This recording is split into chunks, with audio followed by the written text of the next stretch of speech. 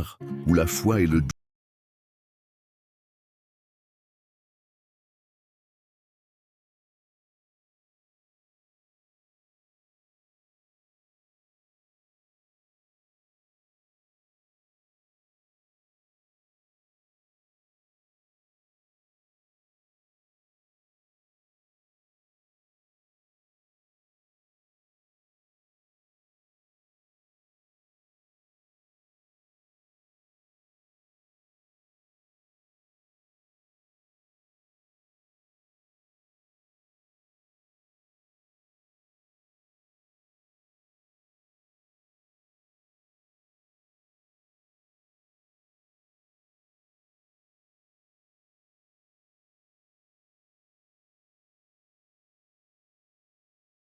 potentiel n'était que le fruit d'un esprit inquiet ou les prémices d'une révélation plus sombre. Ce n'était que le début d'un long voyage au cœur des ténèbres prophétiques. Avec le temps, le voile se leva. Les songes devinrent des cauchemars d'une clarté effroyable. Les murmures se firent cris. Les ombres prirent la forme des armées babyloniennes. Jérémie voyait les murailles de Jérusalem s'effondrer, le temple brûlé, son peuple emmené en exil. Chaque nuit, la vision s'affinait, plus violente, plus détaillée.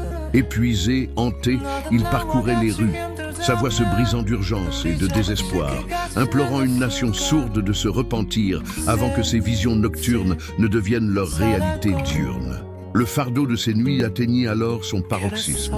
Le sommeil devint une torture, une expérience quasi physique où il ressentait la faim des assiégés, la douleur des blessés, le chagrin des exilés. Les images de chaos, de feu et de sang s'entrelaçaient avec son propre visage tourmenté, se tordant de douleur dans son lit comme s'il vivait lui-même chaque coup, chaque perte. Ces cauchemars n'étaient plus une prédiction, mais le reflet fidèle et brutal de l'horreur imminente.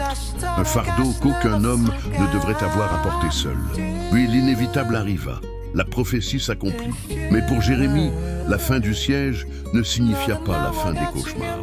Ces nuits changèrent de nature, se transformant en un écho lancinant du passé. Il revoyait les visages de ceux qui n'avaient pas écouté. La fumée s'élevant des ruines, la longue marche vers Babylone. Plus âgé, le regard marqué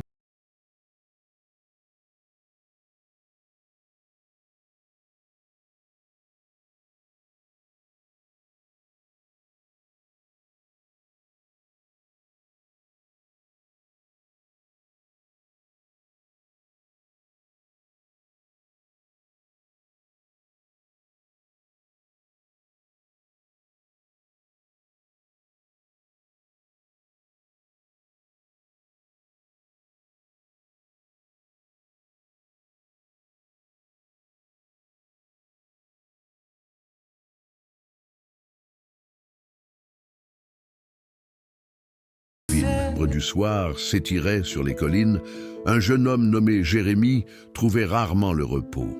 Ces nuits, loin d'être un havre de paix, étaient devenues le théâtre de visions troublantes. Dès le début de son appel prophétique, son sommeil devint léger, perturbé par des murmures et des images fugaces qu'il ne parvenait pas à saisir pleinement.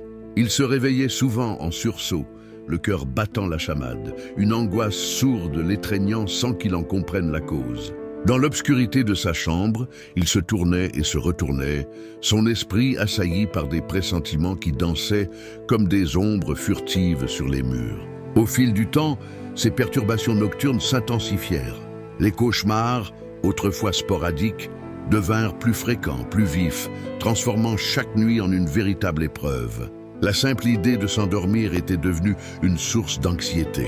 Une fois le sommeil trouvé, il était assailli par des images terrifiantes de destruction, des scènes de siège et de désolation qui hantaient ton esprit jusqu'à l'aube.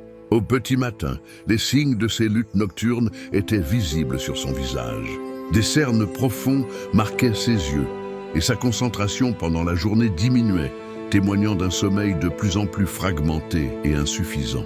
Finalement, le sommeil de Jérémie se dégrada jusqu'à un point critique, le plongeant dans le gouffre de l'insomnie et de l'épuisement. Ses nuits étaient désormais presque entièrement consumées par la lutte contre les visions cauchemardesques ou par une veille forcée, son esprit refusant de s'abandonner au repos. L'épuisement devint son compagnon constant, une fatigue profonde qui rongeait son corps et son esprit. Pâle et amaigri, il portait les stigmates de ses nuits blanches. Ses yeux, autrefois vifs, reflétaient désormais une lassitude chronique, le regard d'un homme qui, même éveillé, semblait piégé dans un état de semi-conscience. Cette privation de sommeil eut un impact dévastateur sur sa mission. L'homme qui devait porter la parole divine avec force et conviction voyait sa capacité à fonctionner profondément affectée. Ses discours, autrefois puissants, devenaient plus haletants, sa voix souvent rauque par manque de repos. Sa posture se voûtait sous le poids de la fatigue, et son regard semblait parfois absent, comme s'il flottait en permanence à la frontière fragile entre le rêve et la réalité. En prêchant devant le peuple, sa main tremblait parfois, chaque geste trahissant le fardeau invisible de ses nuits sans sommeil. Ainsi, Jérémie poursuivit sa prophétie, mais il porta à jamais les marques de sa privation. Il devint le prophète qui n'a jamais vraiment connu le repos, celui dont la vigilance forcée et l'épuisement étaient le prix à payer pour entendre et transmettre la parole divine. Sa vie fut un témoignage poignant du sacrifice total, une existence marquée par des nuits sans fin, où le sommeil était un luxe qu'il ne pouvait plus s'offrir. Nommé Jérémie, reçoit un appel qui scellera son destin. Dès ses premières visions, il perçoit le poids écrasant de sa mission prophétique. On le voit jeune et pensif, le regard perdu au loin, déjà à l'écart des rires et des jeux de son âge. Son visage, empreint d'une gravité précoce, trahit le fardeau des paroles divines qu'il est seul à entendre. Il sait instinctivement que ce qu'il voit ne peut être partagé, que cette connaissance le sépare déjà de ceux qu'il aime. Cette différence initiale est le germe d'une solitude qui ne cessera de croître, une ombre qui s'étend sur sa jeunesse. À mesure que Jérémie transmet les avertissements de Dieu, le fossé se creuse entre lui et son peuple. Ses prophéties de destruction et ses appels à la repentance sont perçus comme des menaces, des trahisons. Le peuple et les autorités, refusant d'entendre la vérité, se détournent de lui. Les murmures deviennent des insultes, l'incompréhension se mue en rejet ouvert.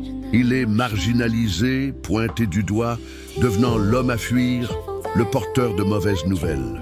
Chaque parole prononcée l'enfonce un peu plus dans une solitude forcée, le transformant en paria au sein de sa propre nation. Les visages amicaux se ferment, les portes se closent devant lui. La solitude devient alors sa seule et unique compagne. Jérémie se retire, ou plutôt, il est poussé vers des lieux désolés, des paysages arides qui sont le miroir de son âme. Dans le silence du désert, ses lamentations sont les seules voix qui résonnent. Un dialogue poignant avec un ciel qui semble parfois sourd. Ce désert physique et spirituel accentue son sentiment d'abandon total. La rupture avec son peuple est consommée, et son isolement est désormais un abîme profond où sa souffrance s'exprime sans témoin. Cette solitude n'est plus seulement une conséquence de ses actes, elle devient une part intrinsèque de sa vocation. Même dans ses instants de prière les plus intenses, où il crie sa détresse à Dieu, Jérémie est seul. Seul face à la grandeur de son Créateur, seul face à l'immensité de son fardeau. Il n'a ni disciple pour le soutenir, ni ami pour partager sa peine. Sa mission divine est une épreuve de chaque instant, une marche solitaire sur un chemin escarpé, où chaque pas renforce la certitude qu'il est destiné à porter ce poids sans aide humaine. Finalement, Jérémie incarne la figure tragique du prophète solitaire. Son parcours est une longue descente dans un isolement de plus en plus profond, une existence marquée par le sceau de la séparation. Pourtant, c'est dans cette solitude extrême, dans sa capacité à endurer ce vide immense, que réside sa véritable force. Il reste inébranlablement fidèle à son appel divin, un phare solitaire brillant dans les ténèbres de l'incrédulité, dont la voix, bien que solitaire, continue de résonner à travers les siècles.